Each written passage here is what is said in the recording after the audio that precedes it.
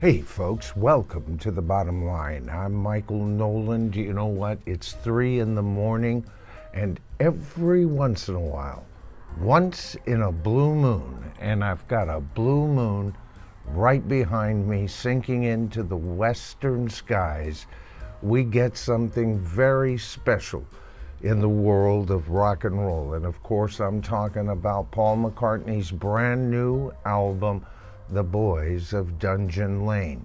Now, this album came out late last night. I was aware of it being available to listen to at about 10 p.m., and I have spent the last 5 hours listening to this album, and I gotta tell you, color me impressed.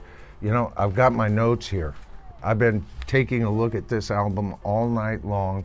And, you know, on first listen, there were a couple of disappointments. On second listening, it started to even out. On the third listen, I started to get this album.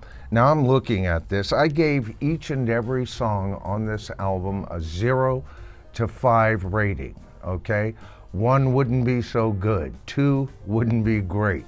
3 would be what I would consider an average album cut that would come out from pretty much anybody. Still a good song, but not excellent. 4, better than average. 5, an absolute masterpiece. And right here, I can count 1, 2, 3, 4, 5, 6, 7, 8 masterpieces on this album. There's 14 cuts on this album, and the majority of them are absolutely great. The album starts off with As You Lie There, a 5-star outing if there ever was. This is Paul delivering some of his best vocals on the album, and it's got power. It's all over the place. There's a couple of cuts on this album that remind me of the better cuts from the album Memory Almost Full. This one reminds me a little bit of Mr. Bellamy. I gotta tell you, 5 stars straight off the bat. Then we get to Lost Horizon, a slight dip in quality for me. It reminds me of My Ever-Present Past off of, once again, the Memory Almost Full album. It's not quite as upbeat as My Ever-Present Past, but what it's got to say, the lyrics are stronger, and the lyrics on that song are wonderful to begin with. So off to a great start. Then the third cut, Days We Left Behind. You already know what I think of that. That has got to be one of Paul McCartney's best ballads, even comparing to some of his ballads from the Beatles. Absolutely wonderful. Now the next track, Ripples in a Pond, I would say that's about a 4.5-star song. Okay? Not quite as strong as the very best of this album, but still an amazing tune. Of course, that blends into the song Mountaintop, which has holy shades of Sgt. Pepper elements all over the thing. Again, a 5-star song. I love it. The lyrics are wonderful. And then we get to the last 2 tracks on side 1. Down South, a song that's dedicated, from what I can tell, strictly to George. Now, is this song a Here Today from Tug of War? No, it's not on that level. As a matter of fact, it's one of 3 songs that I've given a 4. And on first listening, I thought this was going to be a 3.5 star. But when you consider that the lyrics are about George Harrison, it takes on a more endearing quality, but still not quite a 5-star for me. I'll give it a 4-star. And then the final song on side 1, or at least what I'm thinking will be side 1, is We Too. Now this is one of the songs that has an asterisk on Apple Music indicating that it could be a, what would you call it, a single, right? This one I'm going to give a 4-star too. I'm half tempted to give it a 3.5-star. Probably the weakest cut on the album for me personally. Now, as soon as I start saying this is a great track, some of you are going to say, oh, that's not that good. And when I say that there's a weaker track, some of you are going to go, hey, wait a minute, Michael, that's the best song on the album. For me, the song We Two, especially designated as a possible single in the future, doesn't quite cut it for me. But side one winds up with what? 1, 2, 3 5-star songs, 4.5 for 2 of them, and a 4-star rating for the other 2. Now it's on side 2 that the album really takes off. As a matter of fact, the first song, Come Inside, good Lord, this one took me. Another one that reminds me of some of his best stuff off of Memory Almost Full, an absolutely great song. Never Know. Now, I wasn't impressed with the title when I first heard Never Know, I don't know, that could be anything. It might be good, it might be bad. You never know.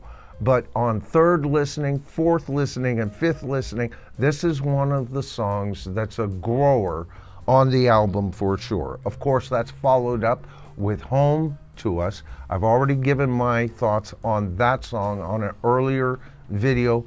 It's a fantastic song. I'm extremely impressed with Ringo singing here and the whole sound. As a matter of fact, female vocals on this song are on other songs on this album, and it adds to the quality of the album, in my opinion. Now, that leads to Life Can Be Hard. If I have a problem with this song, it is Paul's voice only. The melody is wonderful. The song is written wonderful. But this is one of those songs I would say on the album where Paul is still trying to write like he has his younger voice. The notes for the song, the lyrics are wonderful. As a matter of fact, the lyrics on a lot of these songs are some of the best lyrics that Paul has ever provided for us, folks. All right, so that leads us to the song First Star of the Night, a song that Paul wrote while he was on vacation in Costa Rica. He even says that in the intro. I'm going to give this one 4 stars. As a matter of fact, there are only 3 songs on this album that I've given only 4 stars to. This, out of the 3 songs that are only 4 stars, is the better, in my opinion, of those 3 songs. And so far on side 2, the only dimple out of the lot. That, of course, is followed up by Salesman Saint. I love this song, good Lord. This reminds me so much of my background growing up. Of course, I didn't have my father around, so my mother would often play both roles, the loving mother and the tough father. And I've got to tell you, I see my own childhood when I hear this song. What a treat, folks. What a freaking treat. And of course, the album ends off with one of the album's best titles, Mama Gets By. Now, I won't give Mama Gets By a 5-star, but I'll give it 4.5 stars. All right? Now, when I look at my notes here, and I'm just giving you my first impressions, I've heard this album, I would say 5 times now. All right, so I've got an idea of the lay of the land and how I feel about it, and over the coming weeks, we'll see if I'm still feeling the way I do. But from what I can see here, I see 1, 2, 3, 4, 5, 6, 7, 8 5-star songs. We've got 1, 2, 4.5 star songs, and we've got 3 4-star songs. Nothing hitting into the 3s at all. So how high do I rank this album on my first impressions listening to it less than a half a dozen times? I will say that what we've got here is a minor masterpiece by Paul McCartney. Is it as good as Ram or the McCartney album? Is it as good as Band on the Run or Venus and Mars or even London Town? No. Not quite on that level, but it is still, I would say, on the level of, say, Memory Almost Full, all right? and what many of you would say would be Chaos and Creation in the Backyard's level. I don't rank Chaos and Creation in the Backyard quite at that level. But for us to get a minor masterpiece from Paul McCartney at 84 freaking years old, to me, is a blue moon, folks.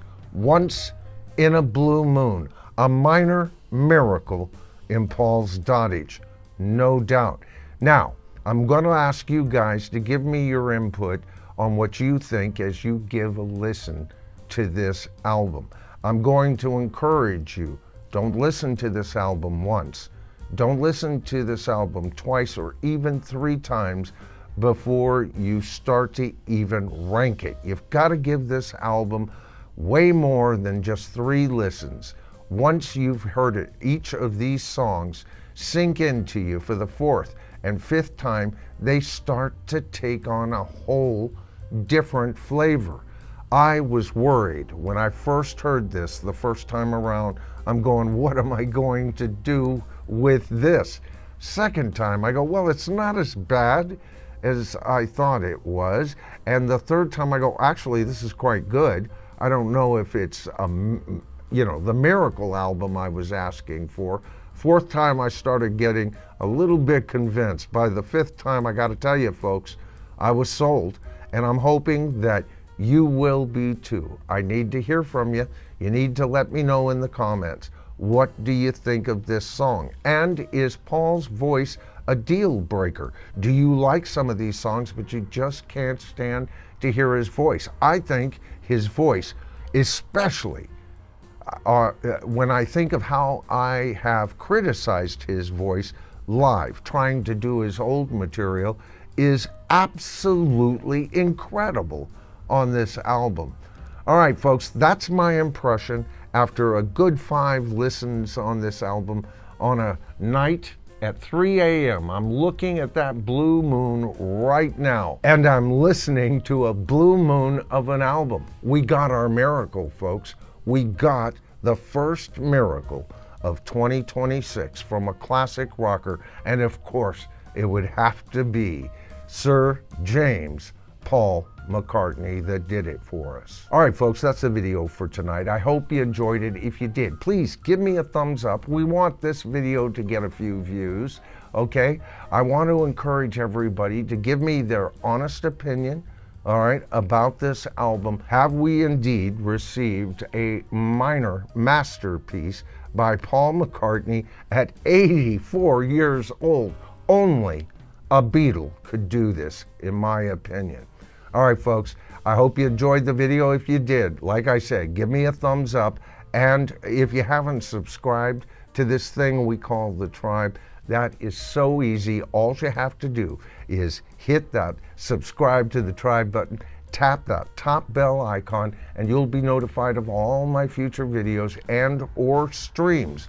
You can keep up on me that way. All right, folks, I'm Michael Noland. This is The Bottom Line, but don't ever forget, we are the Tribe.